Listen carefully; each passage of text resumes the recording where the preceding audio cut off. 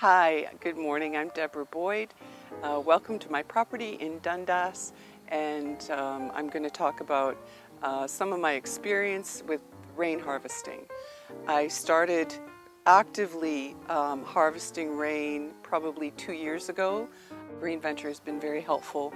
For me, they were here last year helping me set up rain barrels. It contributed to my water supply significantly, and through various workshop opportunities, Environment Hamilton, and I'm a member of the Community Permaculture Lab in Hamilton, I'm learning about how to keep resources on the property and use the resources that are available to me.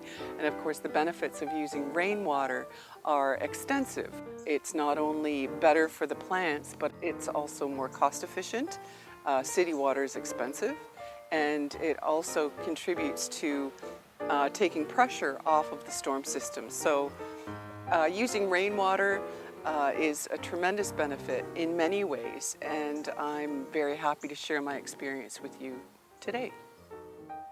One of the motivators for me to naturalize the garden was really to create a habitat that was inviting and conducive to wildlife. The opportunity to support native birds, bees, butterflies, and wildlife has been really important to me, and promoting, or at least making people aware of what's going on here, has been important as well, with whatever signage I can use and incorporate into the garden, so people will, as they're going by, will stop and ask. I started naturalizing my garden about several years ago, and then last year became interested in growing mushrooms, which meant that I really needed to bump up my opportunity to capture rain on the property so that I could use it in specific areas. This year I've been converting a lot of my naturalized gardens to vegetable production, which means that I needed to capture a larger volume of rain, and so as of now I've got 6 rain barrels, and they're all full today, which I'm very happy to say. I use about a rain barrel and a half for one watering, so the volume of water that I need to sustain the vegetable production that I'm doing this year is significant.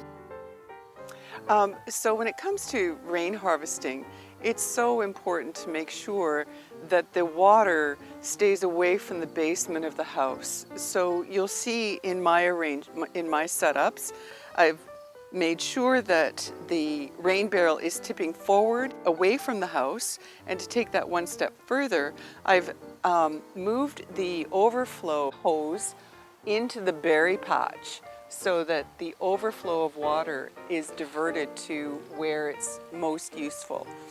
I've hooked up a hose to this particular rain barrel because this is one that I use to access across the front yard.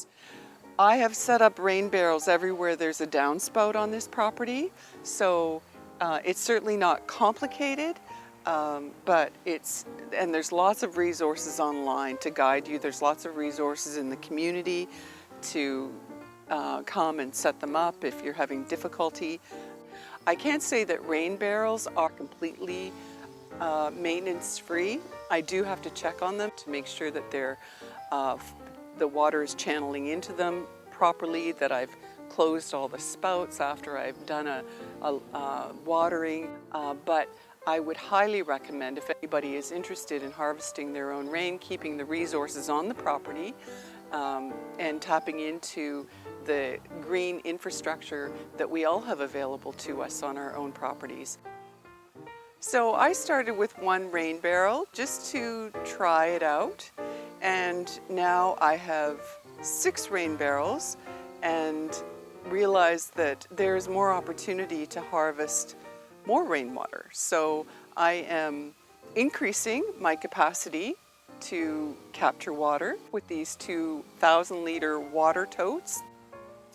What's most important is just to start. That's what I've learned. It's just to start and to give it a try, and to tap into resources in the community and on the internet, and share your experiences with other people.